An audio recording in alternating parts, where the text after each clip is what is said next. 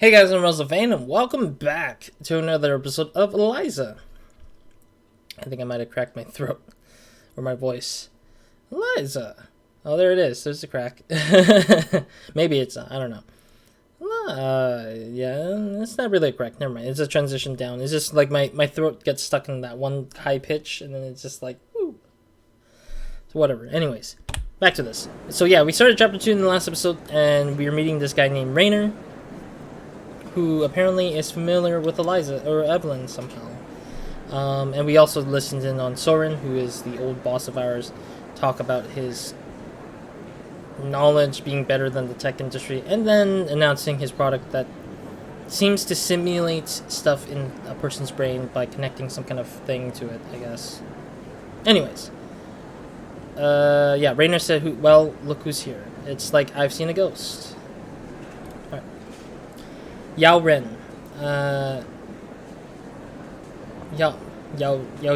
Ren. Rainer. Sai. Chairman and CEO, Skanda Corporation. Wait, he's the CEO? Damn. Okay. I see how it is. Good to see you too, Rainer. Where are you these days? I lost track after you left us. Nowhere. Nowhere? Well, nowhere is no place to be. Come by the new office sometime. You should see where we're taking Eliza. I feel like these two had a really bad relationship. They had a relationship, but they came off of it very sour, I think. Only she did, but not him, I think. Okay. Good. Sarah will set something up for next week. I don't like this, but I hate it. He glances at the person standing behind and to the side of him, presumably Sarah. She nods almost imperceptibly. See you then. Oh, the Sarah is the assistant that was holding on to his meetings and everything, I guess. I agreed before I could think about it. What's this all about? What does Rainer want with me? We didn't interact much at all when I worked there. I didn't think he would even remember me. I've hardly done anything and feels like a tangled mess already. Oh. Well, hey, we can examine the world. So maybe the relationship thing was just an assumption from me, I guess. Not a correct assumption, sadly. Because it seems like they look like they had a past history or something, but we don't know that for sure because of the fact that because we still don't know Evelyn that well still, and I feel like the story is slowly revealing itself on its own. But every now and then we get hints and like clues on what the hell happened in the past. Soren's talk is being rebroadcasted here. Seems like he really made waves. I'm sure that was his intent, so good for him. Conferences like this always make me nervous. I feel like everyone is looking at me, even though I no, they're probably not. I need to get out of here. I've been to a conference before. Anime Expo to be much more specific. That's not a conference, but it's still sort of a conference-like area, I guess. And that kind of thing is pretty mild, I think. I think the conference I really want to go to is E3 if it's like the same usual thing, but even then that's kind of worse of it because it's like hard to kind of navigate through that one compared to Anime Expo. I feel like that's easier to navigate because it's communal, like a community thing, while E3 and some other like places like like E3 would be like too highly professional, but then like very unorganized at the same time. Anyways, a lot of tech companies have become interested in mental health mental health lately. Sorry, my brain is just like, what am I reading? It's a fast-growing field now, or maybe it's just gold rush. Just a gold rush. I do think it's just a gold rush, honestly. Proxy. Reminder: contractor parking to all Seattle area contingent staff. Due to limited space, contractors, including Eliza proxies, are not issued Skanda parking passes. Do not attempt to park in Skanda lots without a pass. Your vehicle will be towed. Oh, that sucks. Please find street parking around the area or use one of the many mass transit options available. We are aware parking is an issue and are looking into securing additional parking at our Queen Anne and Bellevue locations, but currently there is no timetable for extra space says becoming available. Apologies for the inconvenience. Andreas Chupp, CVP Facilities. Session structure, one more try. Valued proxies. I've continued to receive questions about how proxies should interpret and work with Eliza's counseling phases. Here's one more attempt at explaining it. Sessions are built around a 5-part structure. Eliza begins with an introductory phase to build rapport and build a psychological state model of the client. Listen actively during this phase, as clients are able to tell if the provider proxy is uninterested. Your performance should be smooth and natural. Oh, so in the introductory phase, you need to actually pretend like you care, but you don't to begin with. Then the performance would just go normally. That's kind of screwed up.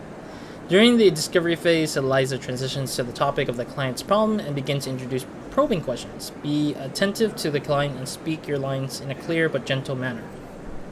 As the client answers questions, Eliza detects the client's rationalization and or explanatory strategies. Eliza will then challenge the client's assertions with the goal of inducing the client to reevaluate their current notions. Remain neutral during this phase and do not adopt a confrontational speaking style. In the interventions phase, Eliza selects one or multiple interventions from its toolkit of cognitive exercises, therapeutic applications, and recommendations for prescription medicine. At the session conclusion, the client is asked to rate the experience. The proxy provider receives the client feedback as well as performance-based incentives.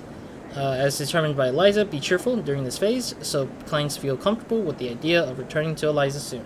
Hope this helps. Edwin Park, Eliza Service Director. Okay. Alright, let's move on. Time to head back to work. Oh, we are going to work. Okay. So this conference was probably like a very early morning kind of thing, I guess. And then our work probably starts at 9 or 10 maybe. Could be. Trying to think what else. Yeah, I just feel like the messages are just coming in like through small waves, but at the same time I feel like the articles or some of the other stuff are just very long, and it's important for world building for sure, definitely. But I think that it's hard to see it as anything valuable at the moment because none of it ties to us, I guess.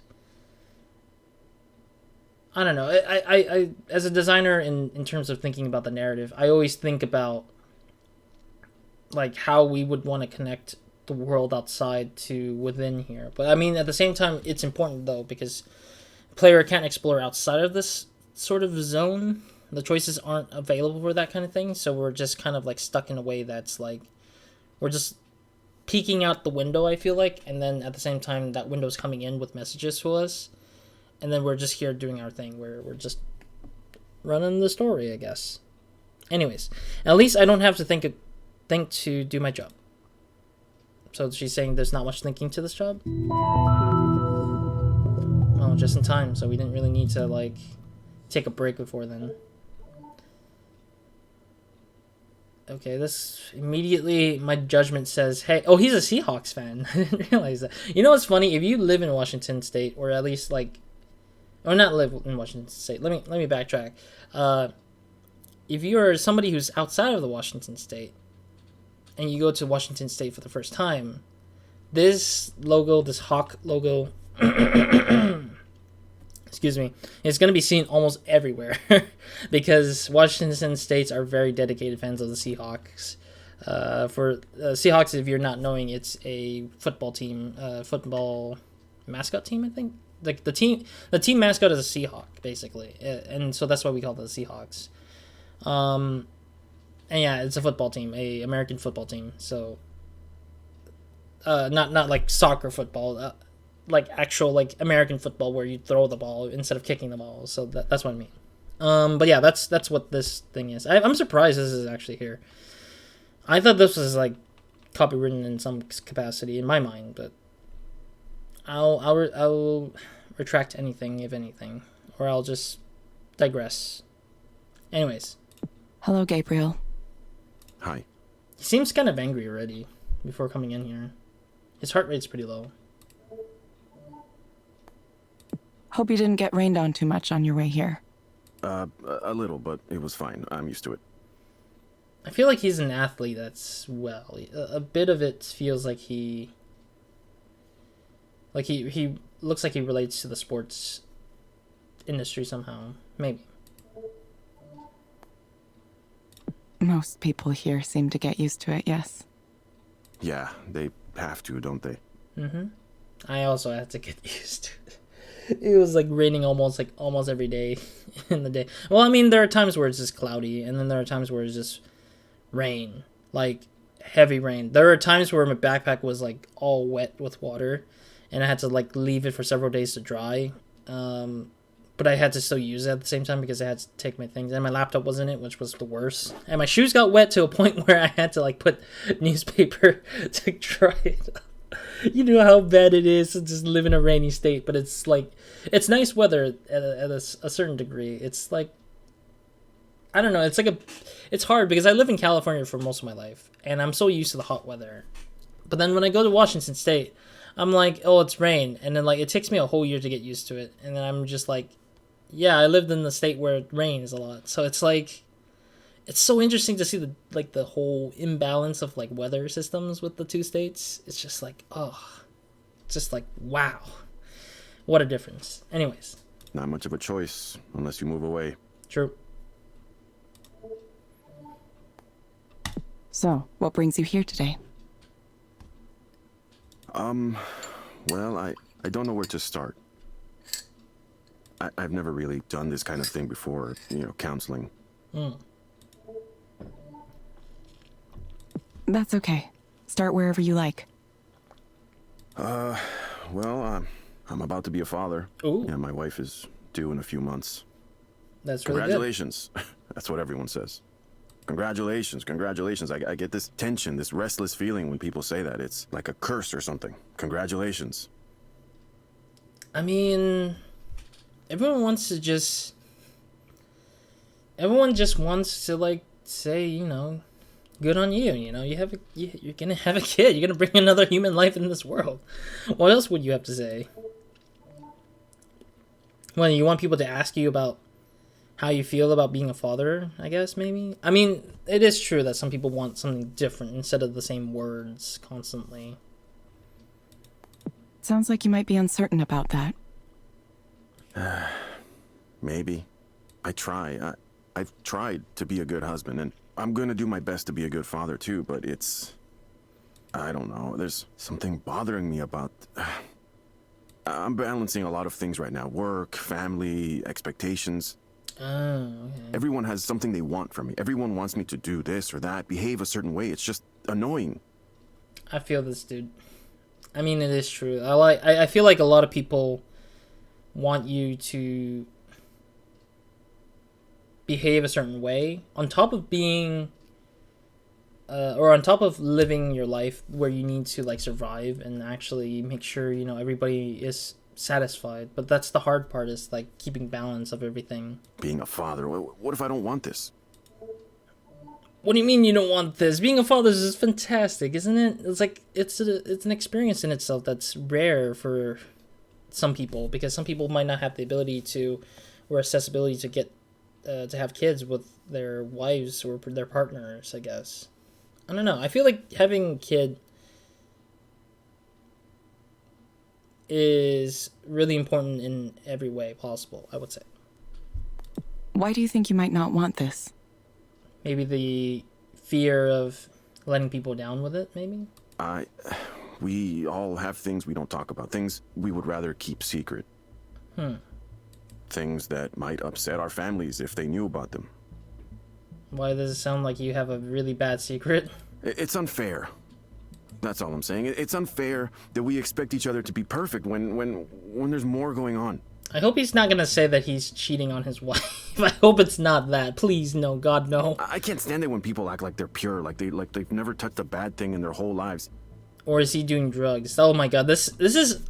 I love this and I hate this at the same time. I love it because it's building tension and it's making me think so many things. Like, as a person who goes in a conversation and somebody starts bringing up something negative, it builds that tension because you realize, like, oh crap, this guy's gonna say something crazy. Like, he could either say he killed a man, or he could either say he was doing drugs and he's addicted and he's losing money quickly and he doesn't know it yet, or he doesn't know when that will stop, or he cheated on his wife or something. Like, there's so many bad things you can think of, like, right off the bat when you hear that he has a bad secret somewhere.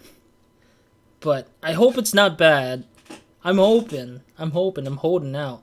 But it's, and I think that's the negative part. It's just like, oh God, I hope you're not, like, releasing a bag of worms on me somehow. And then these people around me think they can tell me how to act, what I'm supposed to do, and I'm like, yo, don't you know you have your own shit to deal with? Why do you have to pick on me all the time? Oh, it might be a work relation thing too. This whole fatherhood thing is just, you know what being a father is to me? It's about providing and protecting, taking responsibility. Maybe his father didn't do good, and that's why he's having the pressure, that same pressure that his father had against him, I guess, maybe. Like, his father really pushed him to be a certain way, maybe. The world is dangerous, and sometimes the dangers can be hard to see. My duty is to protect. I'm gonna take that seriously. Everything I do, I take it seriously. So I don't get why people are worried about my ability to do that. What makes you think people are worried about your ability to do that? Because everyone thinks I'm trying to escape my responsibilities. Everyone is so quick to judge. I never think about that. When talking to somebody, I don't think somebody would escape the responsibility unless they've had records shown to me somehow that the person has left their jobs or left their responsibilities behind many, many times. But, like, that's hard to see in a person, and I don't really think of it the first time I talk to somebody, I think. So it's hard to just assume that in particular. Here's a story, okay? The other day, Selena, that's my wife, Selena and I were at a get-together. Her family, my family, a few families we both know, right? Grilling out on the back deck, you know, that kind of thing. Yeah, sure. Everyone was more or less chill, right? But then late in the afternoon, the baby stuff starts coming up. Huh? Once one of them brings up babies, it's just all babies all the time. Babies. And because of my wife, they start saying, oh, giving birth is gonna hurt so bad. It might tear your skin. Just these kind of gross things. But that's natural. That's that's what birth is. So I'm like, hey, quit it with that. I don't want to hear that kind of stuff. We're eating. There's kids around. Come on. And they're like, no, it's natural. It happens. Of course, we got to talk about all this terrible shit. How are you going to have another kid if you can't even handle the first one? And I just say, excuse me? Ah, yeah, it is family issues. But I don't know why he would bring up bad secrets and stuff like that. That's the weird thing to begin with. But it is true. I think that I've experienced this somewhat similarly before, where other families, like aunts, uncles, mother-in-laws, even your own mother, if you have any to deal with, they love to be at power of a conversation and also bring in the idea that they know better and that they think that conversation outweighs the human who they talk to. And they don't think about the emotion because they don't care. They actually don't care. And that's why you should walk into the conversation with the same logic, where you shouldn't care about what they do emotionally or say emotionally, and make sure that it comes out straightforward, that, you know, you don't give a crap, because that kind of thing is just going to really affect you a lot, like this, like with Gabriel. He's going to get affected with it because those people gets into their brain really quickly because of the fact that the words they say don't get selectively good for you, because you know you're going to get angered by that. Yeah, it's a really tricky thing to deal with when it comes to family, because I never equate a conversation with a stranger to be the most disheartening, like something that would hurt me the most. I equate the family words to hurt the most, because they're the ones who are closest with you, knows you the best, but also can kind of bring out the bad words, the keywords to bring you down the quickest. Because they are the closest to you and they know you the best, they know you the most, And they're willing to do that if they feel like it. Or they just don't think about it, they just do it anyways. And I think that's the hard thing to this kind of conversation, is that family matters the most, but at the same time, there is a point in time where he wants that conversation. Not all the time. But at this point, they just, the family itself, they get together, is just affecting him really heavily. A second kid? Who even said we were gonna have two? I didn't even want the one. Oh, crap, dude. Maybe that was a mistake, but I mean, I was angry. It made me angry. Fair. Just, again, they probably got into his brain pretty quickly. Like, they affected him emotionally very quickly. It just got under my skin so bad, like I need to give my whole self over to this baby. What about me? What about my time? I mean, having a kid doesn't mean that... Well, a little part of it seems like he also is wanting to be selfish, a little selfish for himself, because he wants to be free to be himself still, but he just can't at the moment. It's a really important thing for me, my time. Well, I'm just supposed to give that up? Yeah, if you have a kid, you need to. I've already sacrificed a lot, more than they can imagine. I give everything of myself away. Job, family, everyone wants me to be something for them until there's nothing left. I don't know if that's true, though. I think he's just over-exaggerating the idea a little bit. But I can't talk about this stuff to anybody. They just say I'm being selfish. Yeah, I would say the same. He is being a little selfish. But, I mean, if you sacrifice a lot and you feel that way, you're free to just, like, say, hey, I need a day of break, you know? Like, this guy needs, like, a singular day of taking a break so that he can think and think to himself. Because I think this kind of thing usually is harder to back away from. And I personally would say that you should give yourself a day to relax and just, like, recuperate. Because if you don't have that day to recover, it's going to really hurt a lot. It's like what I want just doesn't matter. Here's a question, Gabriel. If you were to have something you wanted right now, what would you choose? Oh, I'd be far away from all this. Far away from everyone, just on my own for a while. Yeah, so he needs a day of peace, a day of just kind of exploring himself, because I think he never had a chance to explore himself before settling down with the family and committing himself to a family, to his own family. Yeah, I just want to be away. Okay, Gabriel. I have some recommendations for you. First, I'm going to suggest you try a therapeutic virtual world experience called Starry Skies. It may help you take your mind off things. Try it for about 15 minutes each day, in the morning or evening. Second, I recommend asking your doctor or psychiatrist about Anexafen. I don't know if if that was spoken before, the Anexafen. Based on my analysis, this medication might help you feel better. You will get a reminder to check in with us in a few weeks. That's it, huh? You can't just tell me what to do to solve this? We just gave you a suggestion of sorts, and yet you say don't. You didn't solve this for me. Can you wipe out my pain? Can you wipe my pain away, please? Please, dear God, please give me my situations to go away. It's like, no, we can't talk to those individual people because this is a machine, for Christ's sake. It's like everybody. So far, this is the third person. Well, I mean, the second one, the lady from the. I forgot the second one. Zoe, I think it was her name. I can't remember. But the second one was like, at least the person understood that the machine is not a solution to all their problems, and that this is not a genie in a lamp kind of feeling. So far, the two dudes already showed to me personally how they want a genie in a lamp kind of app, just to solve their problem or wave away their problems away. It's like, stop. You guys are stupid. Stop relying on an app to solve your problems. You should be solving this problem on your own and figuring it out. How hard is it to solve it yourself, for Christ's sake? Just solve it yourself. You guys can. You guys got the power. You guys got the time. And the energy. Especially with that frustration of an energy. There's a place where you can put it somewhere else, you know. You can just, like, hit a punching bag. Or take a run, take a jog, exercise a little bit more, you know. It's just like, I don't know. This guy's... Some help you turned out to be. Alright. If he doesn't appreciate the help, that's totally on him. Guess I'll have to figure things out for myself, exactly like before. Thank you, Gabriel. We hope to see you back soon. Thank you for speaking with Eliza, your personal counseling partner. Goodbye. That was pretty rough, but I'm pretty sure I'm not getting any good ratings for that. Yeah, he gave us a 2 because he thinks that... My dude thinks that we're some kind of genie in the lamp. I'm just so freaking pissed that Gabriel's like that. That wasn't a very good rating.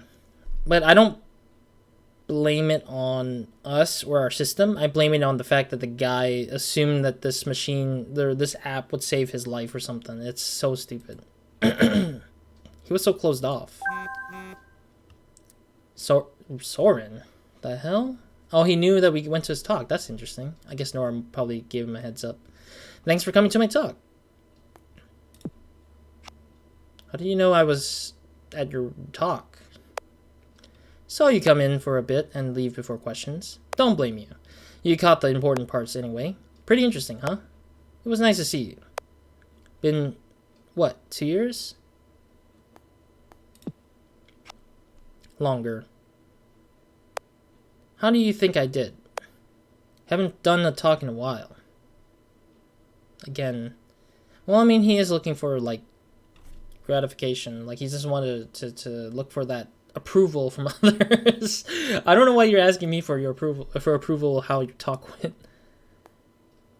You're trying to do something wild. Yeah, I would say that much. Yeah. Want to get dinner tonight? There's more to talk about. Details I couldn't share in public. Really? I don't want to go to these things. I already can tell these things are just bad. Maybe. Come on. This is strictly professional. So no need to worry. See you soon. Or see you soon?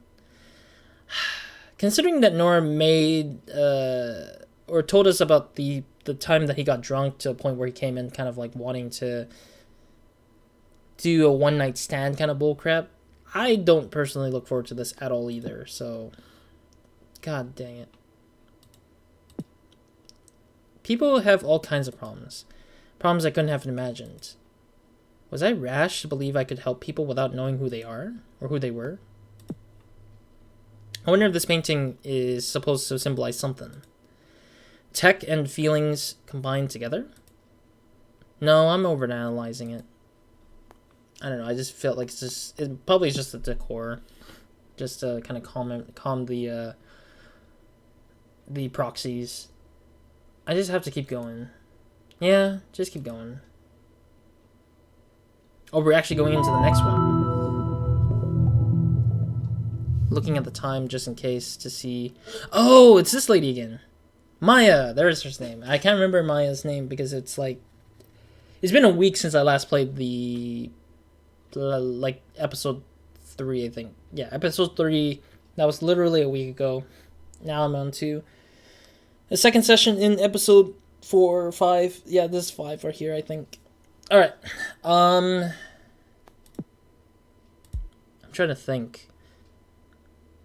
I think I'll stop here for the episode because I'm afraid that it might go over 30 because I know this is the fact that where the talking always seems to bring me to keep going. These sessions don't lead into a good place to stop usually for me, so I think the start of the session is where I could technically do well to stop. But I think a lot has happened with Gabriel especially that I feel like yeah, it's just really interesting. I'm looking forward to talking with Maya again because I actually think Maya is a quirky, fun character. I think the last time when I said she was a little bit quirky, I think that I felt like the word is not correct still. Yeah, I don't know. Like, I think I said the word. I think I called it quirky. I think it's... I'm not saying that's a negative thing. I'm trying to say that Maya is, like, strange, but yet very interesting and very, like, fun to talk with, I guess. So it's really nice to see her characteristic every now and then, I guess. But I have a feeling that this is gonna be very heavy this time around because of how... well, this is her third session, so it might be a little heavier because as humans are, I feel like as you get closer to, or as you meet more frequently, things will start getting heavier and heavier because you get to know this person much more.